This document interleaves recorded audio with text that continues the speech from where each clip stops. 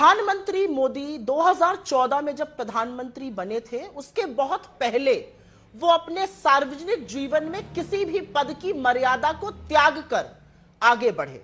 उनके अंदर अपने पद की मर्यादा लेश मात्र भी नहीं है। और 4.25 मिनट भारतीय जनता पार्टी के प्रवक्ता बोले, आशा है मैं भी बेधड़क होकर बिना रोक टोक के 4.25 मिनट तक जरूर बोलूंगी। प्रधानमंत्री मोदी अपने पद की गरिमा से बिल्कुल परे एक्शन करते हैं। ये बड़ी अच्छी बात कही आप।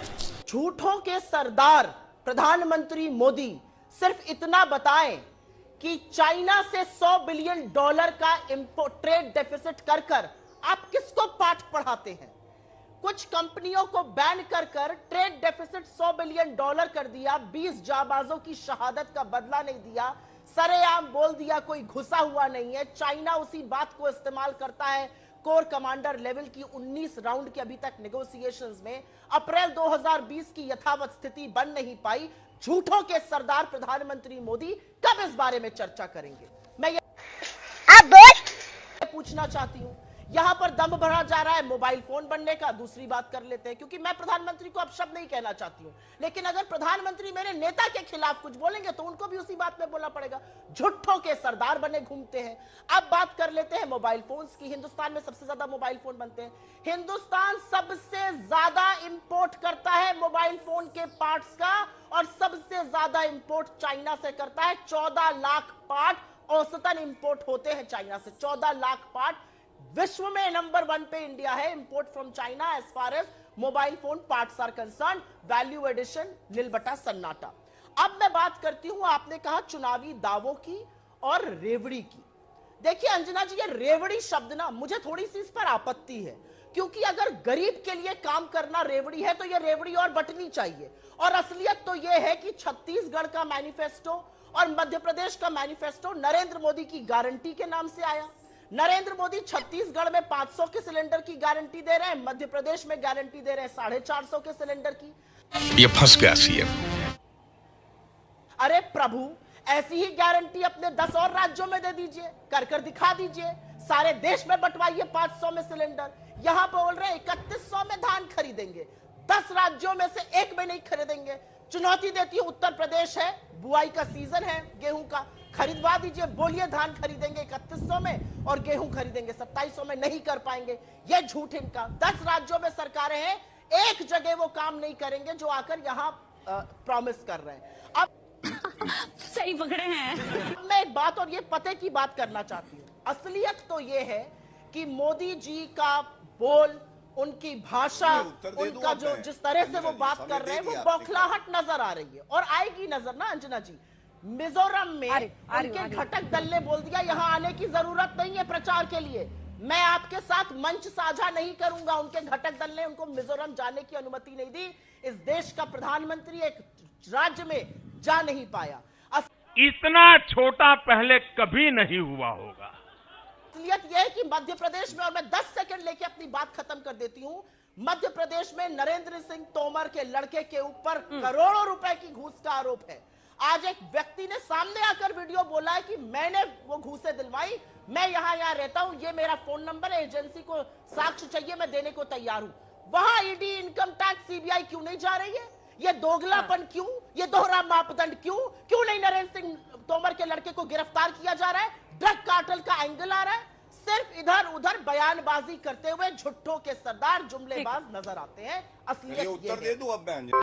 ये बिक गई है गवर्नमेंट। अब गवर्नमेंट में कुछ नहीं है। सबसे पहले तो अगर सवालों की बात करनी है ना, 4 सवाल पूछ लूंगी, बोल नहीं पाएंगे, भाग जाएंगे शो छोड़कर।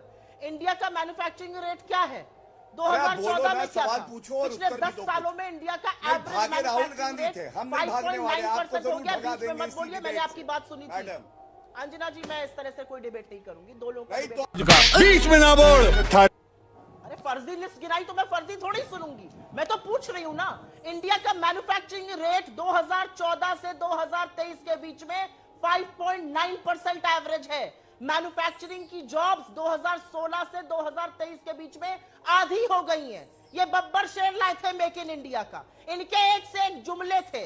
एक स्किल इंडिया का जुमला आया था, 9% लोग भी उसमें से प्लेसमेंट नहीं पा पाए। ये इनकी असलियत है। इनकी असलियत ये है कि $100 बिलियन ट्रेड डेफिसिट कर यहां पर ज्ञान बांटेंगे कि क्या क्या हमने किया है। अरे आप किस मुंह से बात करते हैं प्रधानमंत्री के पद की गरिमा की? क्योंकि असलियत यह है कि इस देश को बेरोजगार बनाने में, महंगाई कमर तोड़ करने में, यहां के लोगों की जो आर्थिक अव्यवस्था है उसको खराब करने में आपने सुचारू कंट्रीब्यूशन किया है। तुम्हें शर्म है? कुछ शर्म आया है? व्यवस्था चरमरा चुकी है, उस पर शब्द नहीं बोलेंगे, उस पर नहीं बताए। मैं पूछती हूँ सवाल, मैन्युफैक्चरिंग रेट क्या है बताइए प्रेजेंट, और कहा था 2014 में, और कितनी आपने मैन्युफैक्चरिंग की जॉब बनाई, और कितने जॉब लॉसेस हुए? एक शब्द का जवाब नहीं है इनके पास। मैं आपसे पूछना चाहती हूं कि $100 बिलियन का ट्रेड डेफिसिट करने वाले क्या बहस कर रहे हैं? चीन पर आपने हमारी आत्मनिर्भरता $36 बिलियन से बढ़ा के $120 बिलियन कर दी है। ये बहस करने आते हैं चीन पर। कोई घुसा हुआ नहीं है, ये बहस करते हैं चीन पर। 18 बार गलबैया ये करेंगे, 20 जाबाज हमारे शहादत होंगे, ये बहस करना चाहते हैं चीन पर। अरे चुप रहिए चीन पर। लेकिन तुम चुल्लू भर पानी में जाके डूब के मर जाओ। अंजना जी, मैं फिर से एक मूल मुद्दे पर जाऊंगी, और वो मुद्दा जरूरी है क्योंकि मेरे लिए सार्वजनिक जीवन में सफाई बहुत होनी चाहिए। आपने ईडी भेजी राजस्थान, आपने ईडी भेजी छत्तीसगढ़, क्योंकि चुनाव में वहां पर बाधा करनी थी। आप हारते हैं, बौखलाते हैं, आपको जहां हार नजर आती है आप अपना सबसे प्रबल घटक दल ईडी और सीबीआई भेजते हैं। नरेंद्र सिंह तोमर के ऊपर 10,000 करोड़ रुपए घोटाले के, बेनामी मनी के, 100 एकड़ जमीन, कनाडा में बेनामी संपत्ति, गांजा और भांग उनके घर पे भेजा जाता था, उनकी बहू का नाम आया है। उस पर चर्चा कब होगी? कब जाएगी ईडी सीबीआई इनकम टैक्स पूछताछ करने? अगर देश संकट में है, झूठ भी है तो उस झूठ का पर्दाफाश कीजिए ना। वो पर्दाफाश हमारा बैठ के आज तक पे थोड़ी करेंगे, वहां पर भेजिए। गौरव जी, दो स्पेसिफिक सवाल है उनके, तो पंगु जिस पर जवाब आपको देना चाहिए। बन जाएगी, मुंह में दही जम जाएगी। ठीक है, चाइना। जी हाँ, मैं आपके सवाल का जवाब दूंगी, लेकिन इंसान अपनी बातों में कैसे फंस जाता है पहले उसका पर्दाफाश करके। नरेंद्र सिंह तोमर के बेटे ने एफआईआर करी तो वो सच्चे साबित हो गए। इनके अनुसार वो फर्जी वीडियो है। फोरेंसिक यूनिट भी खोल दी है क्या भारतीय जनता पार्टी ने?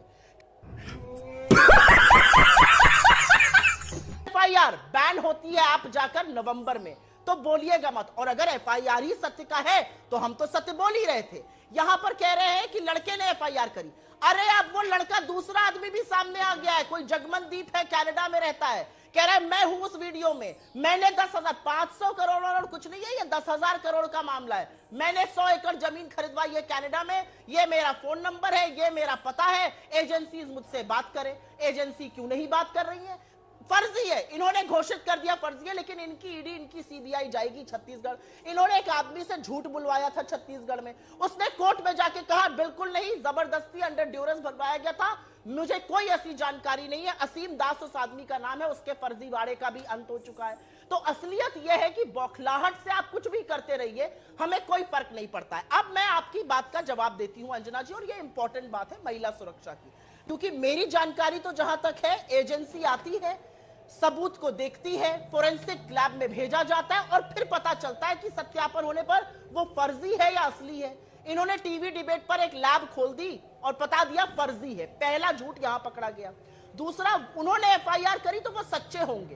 तो आपकी जानकारी के लिए बता दूं कि जो झुंझुना महादेव ऐप का आप चला रहे हैं, मार्च 2023 में सबसे पहली एफआईआर छत्तीसगढ़ की पुलिस ने करी थी। उस एफआईआर पर ईडी का केस बना, 70 जगह रेड करी गई, करीब 750 लोगों से ज्यादा की गिरफ्तारी हुई, 191 मोबाइल लैपटॉप, 860 मोबाइल फोन जब्त किए गए, और लगातार कहा गया ऐप को बैन करो। ऐप पर 28% जीएसटी चार्ज कर रहे थे। मार्च की चंगासी। लेकिन महिलाओं की ही बात हो रही है तो एक और चर्चा हो जानी चाहिए। नरेंद्र मोदी जी इस देश के प्रधानमंत्री हैं। इस देश के 10 राज्यों में उनकी सरकारें हैं। इस देश के 10 राज्यों में वो एक राज्य में 500 में सिलेंडर नहीं भेज रहे हैं, लेकिन हम राजस्थान में 500 में सिलेंडर दे रहे हैं। मोदी जी अपने छत्तीसगढ़ के मैनिफेस्टो में और अपने मध्य प्रदेश के मैनिफेस्टो में कहते हैं कि मैं सिलेंडर 500 में दूंगा। काहे भैया, सारे देश में क्यों नहीं दे देते हैं? I am sorry, बाबू। ना नॉर्मन तेल होगा, ना राधा नाचेगी। असलियत यह है, ना सरकारें बननी है यहाँ पर, ना 500 में सिलेंडर देंगे। लेकिन सवाल तो पूछा जाएगा कि यहां देने को तैयार है तो बाकी देश में क्यों नहीं? यहां पर 3100 एमएसपी देने की बात कर रहे हैं। अरे एमएसपी की मांग करते हुए 750 किसान शहीद हो गए थे। एमएसपी कमेटी बनाई गई, कहां है वो कमेटी? क्यों नहीं डिसीजन ले रही है? 10 राज्यों में से एक में एमएसपी इतनी करके दिखा दीजिए। नहीं करा पाएंगे, हार रहे हैं, हार के डर से गारंटी की बात कर रहे हैं। और अब मैं once more बात करती हूं जो आपने सवाल पूछा उस पर, क्योंकि ये बात करनी जरूरी है। आप बात करिएगा, अरे मध्य प्रदेश में 40 लाख बच्चों की स्कूल ड्रेस का घोटाला करने वाले, उनके पोषण आहार का घोटाला करने वाले, पटवारी का घोटाला करने वाले, भर्ती का घोटाला करने वाले, ये बात करेंगे हमसे घोटालों पर। महिला सुरक्षा पर तो मुंह मत खोलिएगा। उज्जैन में एक अबोध बच्ची 8 किलोमीटर पैदल चलती रही, उसको बोला गया सरकारी मदद मिलेगी। सरकारी मदद मिली 1500 रुपए की। यह इनका महिला सम्मान है। तुम चुल्लू भर पानी में जाके डूब के मर जाओ। राजस्थान पर मैं डायरेक्ट सवाल का डायरेक्ट जवाब देती हूं। राजस्थान में कंपलसरी एफआईआर है, और आपने जो मुझे 3 सालों का आंकड़ा बताया, उस आंकड़े के लिए मैं आपको यह भी बता देती हूं कि राजस्थान में प्रोसिक्यूशन का टाइम नेशनल एवरेज का आधा है। राजस्थान में कन्विक्शन रेट नेशनल एवरेज का तिगुना है। कन्विक्शन भी जल्दी होता है, और कन्विक्शन होता है और आधे वक्त में होता है नेशनल एवरेज से। खत्म, बाय बाय, टाटा, गुड बाय, गया।